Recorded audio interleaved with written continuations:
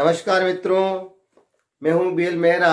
BM2 classes के माध्यम से आपके सामने संस्कृत व्याकरण को लेकर के प्रस्तुत हुआ हूं। तो कैसे हैं मित्र आप? सब लोग ठीक होंगे। मित्रों, हम लोग संस्कृत की बात करें, रीट आदि की बात करें तो सामान्य जानकारी देना चाहूँगा।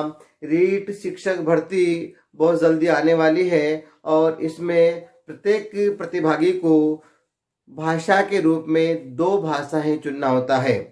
ठीक है, 2 भाषाएं चुनना होता है। उसमें से यदि आप संस्कृत भाषा चुनते हैं तो डेफिनेटली आपकी प्रतियोगी परीक्षा में जो है सिलेक्शन के चांसेस बढ़ जाते हैं, क्योंकि ये बहुत ही रोचक और बहुत ही सरल विषय है। और इसी विषय को लेकर के आज मैं आपके सामने प्रस्तुत हुआ हूँ। और आज का जो हमारा विषय है संस्कृत में वो है 14 माहेश्वरी सूत्र। मित्रों, 14 माहेश्वरी सूत्रों के बारे में आपने खूब सुना होगा, लेकिन कुछ सामान्य जानकारी मैं भी आपको देना चाहता हूँ।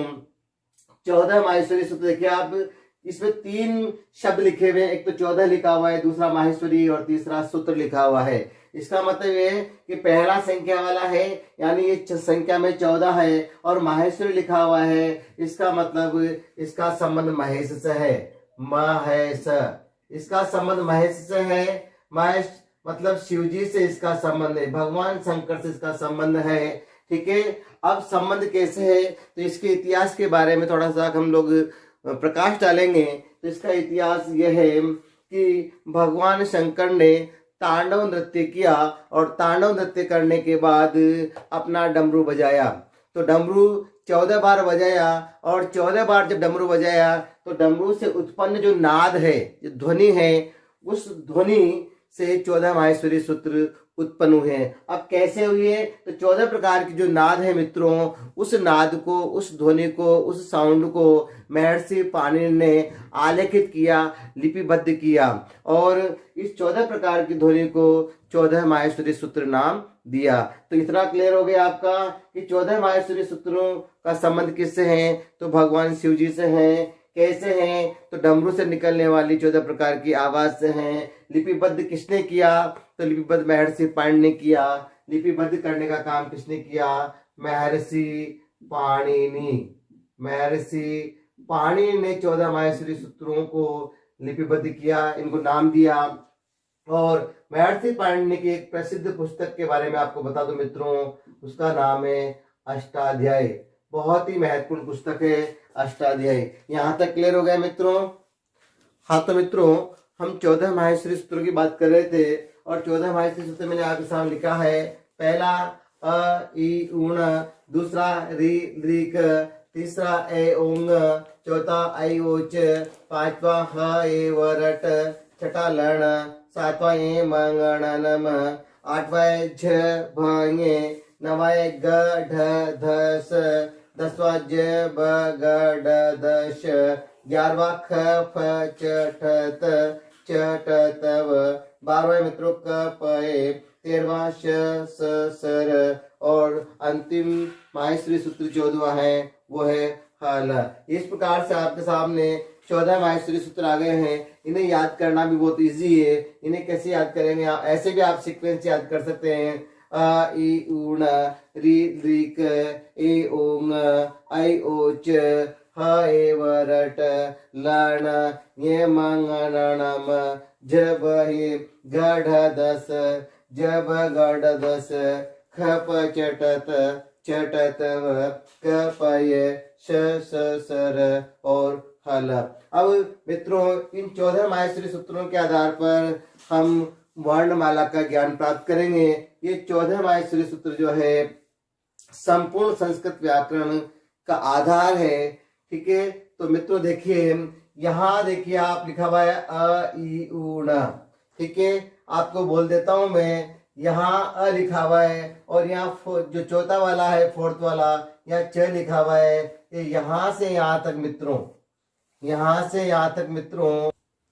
हाँ, तो मित्रों ये आपके 14 माहेश्वरी सूत्र हैं। शायद यहाँ पे रिफ्लेक्स आ रहा है, इसको मैं थोड़ा ऊपर लिख देता हूँ, थोड़ा सा ऊपर। ये देखिए आप, ये यहाँ पे अ इ उ यहाँ लिख देता हूँ मैं।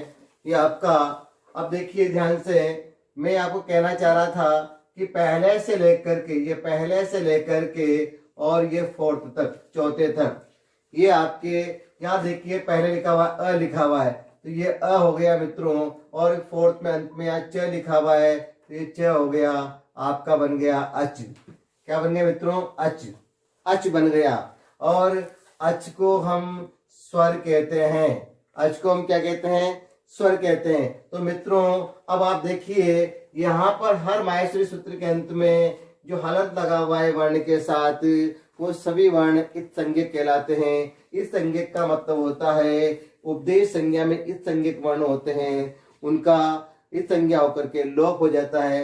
मतलब कहने का मतलब यह है कि 14 माहेश्वरी सूत्रों की जब गणना होगी वर्णों की, तो उनमें इन हलंत वाले वर्णों को हम नहीं गिनेंगे, काउंट नहीं करेंगे। तो यहां से देखिए आप गिनते हैं 1 2 3 4 5 6 7 8 और 9, यानी संस्कृत में 9 स्वर होते हैं। कितने स्वर होते हैं मित्रों? 9 स्वर होते हैं। और उसके बाद ये नंबर 5 माहेश्वरी सूत्र से लेकर के और ये नंबर 14 तक, 5 से लेकर के नंबर 14 तक जो है मित्रों, देखिए यहाँ क्या लिखा हुआ है? ह लिखा है ना, ह। और 14 में अंत में क्या लिखा हुआ है? ल। ठीक है, तो ये हो गया ह और ये हो गया ल, ये बन गया हल। क्या बन गया? ये हल बन गया। इसे हम व्यंजन भी कहते हैं। हल को मित्रों हम व्यंजन भी कहते हैं।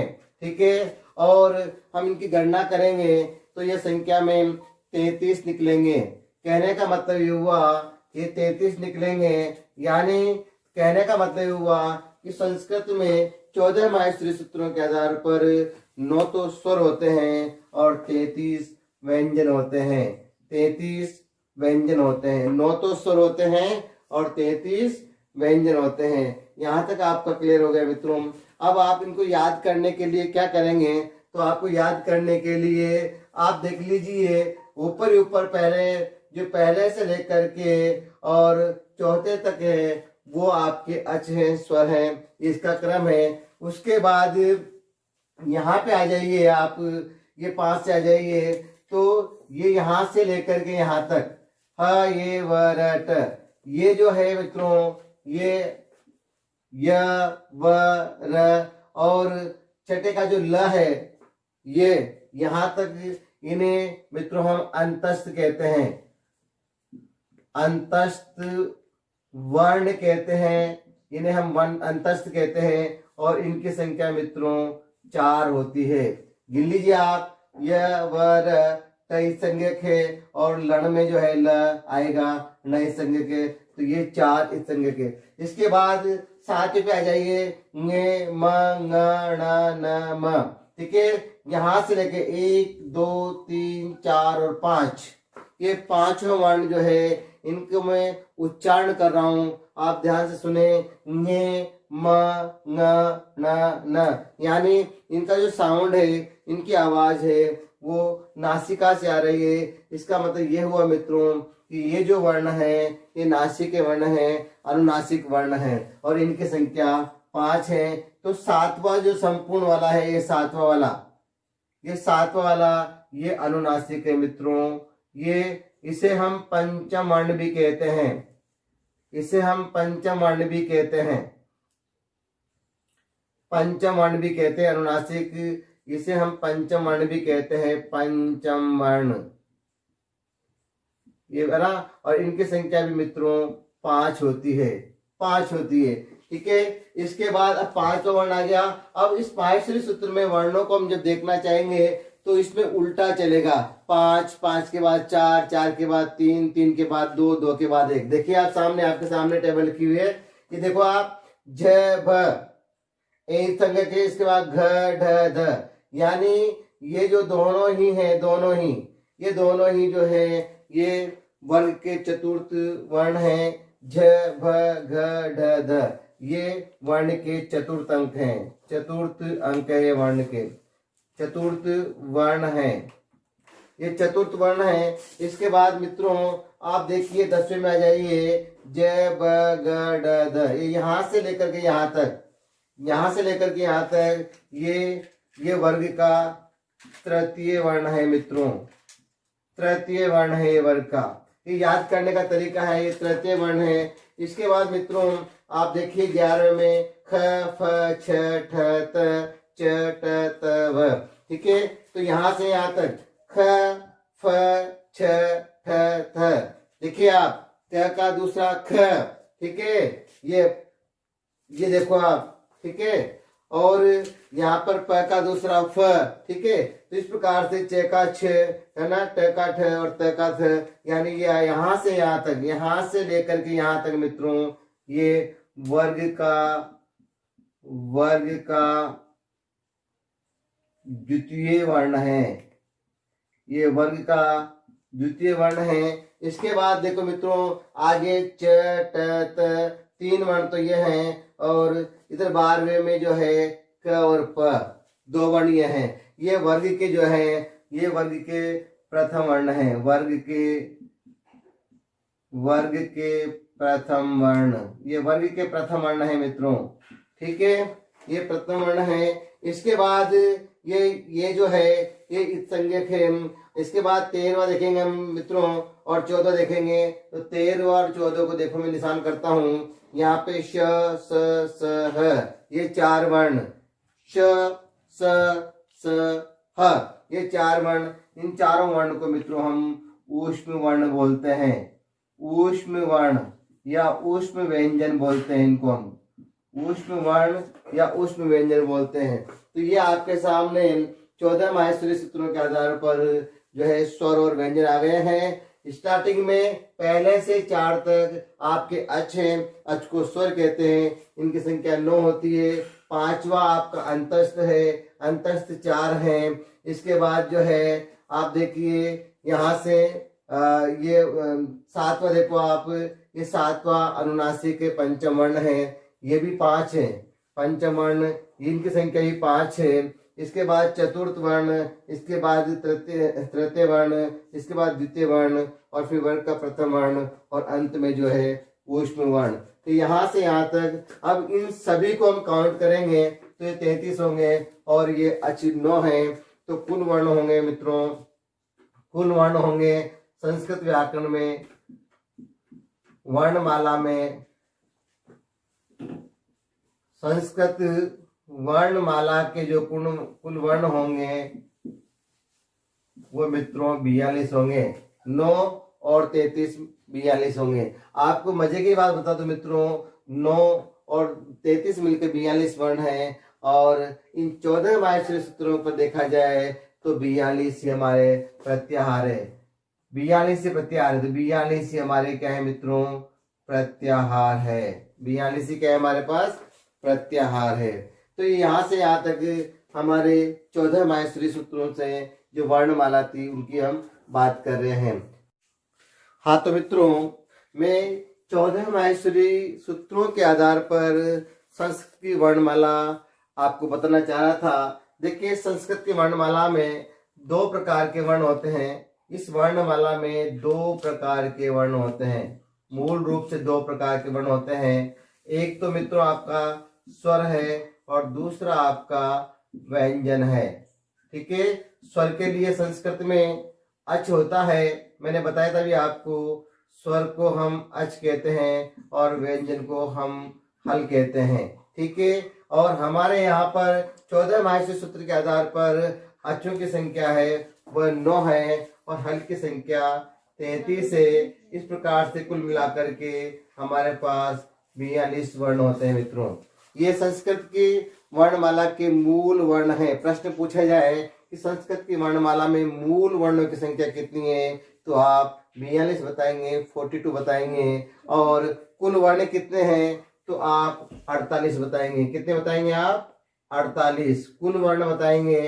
कुल वर्ण बताएंगे तो वो आपके 48 होंगे। और मूल वर्ण आपसे पूछा जाए, मूल वर्ण पूछा जाए आपसे, तो वो आपके जो है 42 होंगे। यहाँ तक क्लियर है मित्रों। प्रश्न गलत नहीं होना चाहिए। संस्कृत वर्णमाला में पूछा जाए कि स्वर कितने हैं तो आप 9 बताएंगे, और आपसे पूछा जाए व्यंजन कितने हैं तो आप 33 बताएंगे। कुल वर्ण पूछा जाए मूल वर्ण तो 42 बताएंगे, और कुल वर्ण पूछे जाए तो मित्रों 48 बताएंगे। अब हम आप बात करते हैं कि इसके अलावा हम बात करते हैं कि पाणिनि व्याकरण के अनुसार कितने स्वर होते हैं। तो पाणिनि व्याकरण के अनुसार देखिए, पाणिनि व्याकरण के अनुसार जो स्वर हैं वो 21 होते हैं मित्रों। कितने होते हैं? 21 है। और कहीं जगह 22 भी कहा जाता है, मैं आपको बता दूंगा 22 कहाँ होते हैं, ठीक है। और जो है व्यंजन जो होते हैं, ये तो हमारे स्वर हो गए हैं। पाणिनि व्याकरण के अनुसार स्वर 21, 22, 21 या 22। और हल की बात करें मित्रों, व्यंजन की बात करें तो व्यंजन जो है वो आपके 33 होते हैं।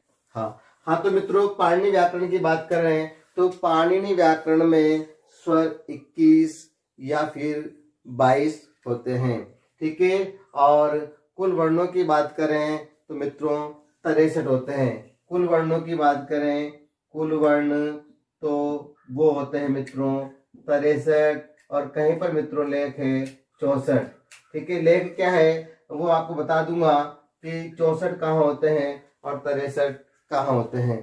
तो चलिए हम वर्णों को अलग अलग प्रकार से समझ लेते हैं एक बार। देखिए यहाँ पर पहले स्वर, ये हो गए मित्रों स्वर, ठीक है। स्वर 3 प्रकार के होते हैं मित्रों, 3 प्रकार के स्वर होते हैं। एक तो आपका ह्रस्व स्वर, दूसरा होता है मित्रों आपका दीर्घ स्वर, और तीसरा होता है मित्रों प्लुत स्वर, ठीक है मित्रों, प्लुत स्वर, ठीक है। तो आपको इधर मैं बता देता हूँ ह्रस्व स्वर कौन कौन से हैं, दीर्घ स्वर कौन कौन से हैं, ठीक है, और प्लुत स्वर कौन कौन से हैं। देखिए ये आपके ह्रस्व स्वर, यहाँ देखिए ये संख्या में 5 होते हैं। 5 होते हैं, अ, ई, उ, री और ली।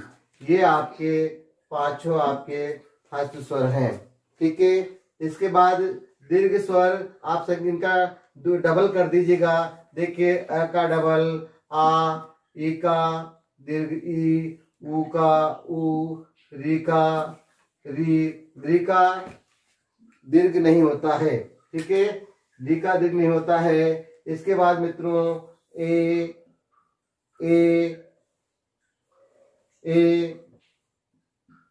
ओ, आई और औ।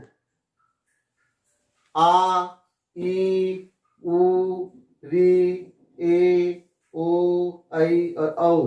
देखिए 1 2 3 4 5 6 7 और 8 दीर्घ स्वरों की संख्या मित्रों आपके सामने है। ये 5 ह्रस्व की और दीर्घ की 8। अब बात करते प्लुत स्वर में, तो ये जितने भी दीर्घ स्वर है मित्रों ये सारे प्लुत हो जाएंगे। प्लुत होने के लिए एक संकेत है, यानी प्लुत कहते हैं किसको है? प्लुत कहते हैं कि जिसके उच्चारण में दीर्घ से भी ज्यादा, दीर्घ स्वर के उच्चारण से भी ज्यादा समय लगे, उच्चारण काल लगे। तो इसके लिए देखिए ये सारे स्वर जो है प्लुत हो जाएंगे। इनको लिखने का तरीका है इस प्रकार से, आ, ई, उ, री, ए, ओ, आई और औ। ये आपके सारे ही जो है प्लुत स्वर है और इनकी संख्या भी मित्रों 8 हो गई। अब आप गिन लीजिएगा, ठीक है, 8 8 16 और 16 5 21। 21 स्वर जो है, 21 स्वर संस्कृत व्याकरण में होते हैं। 21 स्वरों की कुल संख्या कितनी मित्रों? 21, ठीक है, 21। अब कहीं जगह स्वरों को 22 भी कहते हैं। तो 22 कहने के पीछे आपको बता दूं कि ये जो द्रि है, ये द्रि लघु द्रि है, इसे प्लुत माना जाता है। जब इसको प्लुत माना जाएगा तो यहाँ पर लिख देता हूं मैं, ये द्रि प्लुत और संकेत इसका यही। तो 21 पे 1 जोड़ेंगे, ये 1 जोड़ेंगे, द्रि जोड़ेंगे तो स्वर आपके 22 हो जाएंगे, ठीक है। यहाँ तक आपको क्लियर है मित्रों। इसके बाद अब आप बात करते हैं, व्यंजन की बात करते हैं, व्यंजन में आ जाइए आप लोग मित्रों। ये स्वर अब व्यंजन, ये है आपके व्यंजन यानी हल, व्यंजन यानी हल। और व्यंजन आपके 33 होते हैं मित्रों, 33 व्यंजन होते हैं, ठीक है। और इन व्यंजनों को जो है हम इस निम्न प्रकार से बांट सकते हैं। सबसे पहले है स्पर्श व्यंजन, स्पर्श, इन्हें उदित व्यंजन भी कहते हैं मित्रों, उदित भी कहते हैं, ठीक है। और इसके बाद दूसरा है वह है अंतस्थ, अंतस्थ व्यंजन या वर्ण भी कहलाते हैं अंतस्थ, ठीक है। उदित हो गया, अंतस्थ हो गया, ठीक है। और इसके बाद है मित्रों ऊष्म, ऊष्म, ऊष्म वर्ण। तो देखिए आप, ये उदित जो है ये आपके 25 हैं, ठीक है।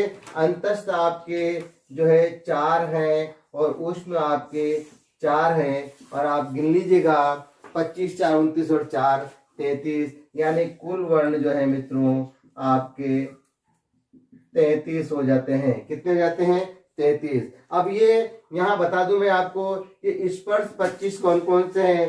तो आपको जो 5 वर्ग होते हैं वर्णों के, उसके बारे में मैं यहाँ लिख देता हूँ। वो है आपका कु, चु, टू, तू, पू, कुचु टू तू पू। इसका मतलब होता है मित्रों, कु का मतलब क वर्ग, चु का मतलब च वर्ग, टू का मतलब ट वर्ग, तू का मतलब त वर्ग और पू का मतलब प वर्ग। तो यानी एक ही वर्ग में 5 वर्ण होते हैं, क ख ग घ ङ। च की बात करते हैं तो च छ ज झ ञ। इसके बाद ट की बात करते हैं ट ठ ड ढ ण। फिर त की बात करते हैं त थ द ध न। और अंतिम पू की बात करते हैं तो प फ ब भ म। इस प्रकार से ये 25 वर्ण होते हैं। और अंतस्थ में मैंने आपको यहाँ बताया था, ये अंतस्थ यहाँ पे आए थे आप 5वें महाशय सूत्र में, ग व र और छठे का ल, ये अंतस्थ हो गए हैं। इसके बाद आ रहा है ऊष्म वर्ण। तो इस टेबल को आप याद करेंगे, इसमें सारे वर्ण आ जाएंगे। ये ऊष्म में आप देखिए मित्रों 13 और 14 ऊष्म में है, श स स और 14वें का ह। इस प्रकार से आपके ये आ जाते हैं। अब मित्रों बात करते हैं, आपसे प्रश्न पूछे, कुछ बारीक प्रश्न पूछे जाए। तो बारीक प्रश्न ये है, आपसे पूछे जाए कि ऐसा कौन सा वर्ण है जो है 14 महाशय में 2 बार आता है। तो उस वर्ण का नाम है मित्रों ह। याद करेंगे आप, ह वर्ण 2 बार आता है। इसके बाद आपसे कुछ बारीक प्रश्न पूछे जा सकते हैं। वो क्या क्या है वो बता देता हूँ मैं आपको मित्रों। आपको एक आपसे पूछा जाता है कि किसके कितने भेद होते हैं। तो यहाँ लिख देता हूं मैं आपको, सभी स्वरों के भेद, सभी स्वरों के भेद। तो मित्रों ऋ, ए, ओ, आई और औ, ऋ, ए, ओ, आई, औ, ये 5 स्वर ऐसे हैं, इनके 12 भेद होते हैं। क्या होते हैं? इनके 12 भेद होते हैं। कितने भेद होते हैं? 12 भेद होते हैं। आपको और क्लियर कर दूं मैं, ऋ के 12 भेद, ए के 12 भेद, ओ के 12 भेद, आई के 12 भेद और औ के 12 भेद। ऋ के 12 भेद क्यों होते हैं मित्रों? ऋ के 12 भेद इसलिए होते हैं, अभी आपको मैंने यहाँ बताया था, ऋ लघु में है, ऋ लघु में है और ऋ प्लुत में है, ऋ लघु में है और ऋ प्लुत में है। इसका मतलब ये हुआ कि ऋ का दीर्घ नहीं होता है, ठीक है, दीर्घ नहीं होता है। तो 6 भेद हट गए वहां से, 18 में से सभी स्वरों के 18 भेद होते हैं, तो 6 हट गए, है ना। तो 18 - 6 बराबर 12 भेद ऋ के होते हैं। और इसी प्रकार से ए, ओ, आई, औ, ये 4 ऐसे स्वर हैं, इनका लघु नहीं होता है, ए, ओ, आई, औ, है ना। तो इनका दीर्घ और प्लुत होता है। तो 6 माने इनमें हो गए, तो इनके 12 भेद होते हैं। और आपको जानकारी देना चाह रहा हूं मैं, ये चारों ही स्वर, ये चारों स्वर ए, ओ, आई, औ, ये चारों ही स्वर संयुक्त स्वर भी कहलाते हैं। संयुक्त स्वर क्यों कहलाते हैं मित्रों? क्योंकि ये 2 भिन्न स्वरों के योग से बनते हैं, इसलिए संयुक्त स्वर भी कहलाते हैं। ये आपका हो गया। इसके बाद कुछ अलग वर्ण और है संस्कृत व्याकरण माला में, मैं आपको बता दूं, और वह है आपका अयोगवाह। अयोगवाह यहाँ लिख देता हूं मैं, अयोगवाह। अयोगवाह, अयोगवाह दो ही वर्ण होते हैं मित्रों। एक तो होता है आपका अनुस्वार, अयोगवाह एक तो होता है अनुस्वार, और दूसरा होता है आपका विसर्ग। एक तो होता है अनुस्वार और दूसरा होता है आपका विसर्ग। ये दो वर्ण जो है अयोगवाह होते हैं। अनुस्वार का आप जानते हो ऐसे करके ऊपर बिंदी होती है, और विसर्ग का मतलब आप जानते हो ये दो बिंदी होती है मित्रों। तो ये दोनों ही वर्ण जो है आपके जो है अयोगवाह है। अयोगवाह दो वर्ण अयोगवाह के होते हैं। ठीक है मित्रों, है ना। ये सारे इस प्रकार से मिला करके संस्कृत वर्णमाला की जो व्याकरण है वो। इसके बाद मित्रों अयोगवाह हो गया, दो वर्ण। हाँ तो मित्रों कुछ तीन वर्ण होते हैं संस्कृत वर्णमाला में, वो क्या क्या है। एक तो आपका है जिह्वामूलीय, जिह्वामूलीय ये आपका एक वर्ण है, और इसके लिए जो साइन होता है वो इस प्रकार का होता है मित्रों, जिह्वामूलीय। और ये अर्ध विसर्ग का काम करता है, क, और इस प्रकार से ख, ये जिह्वामूलीय वर्ण होते हैं। इसके बाद अगला होता है, वो होता है मित्रों उपदमानीय।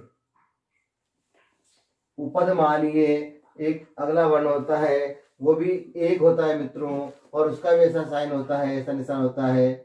और ये प और फ, प फ, प प फ,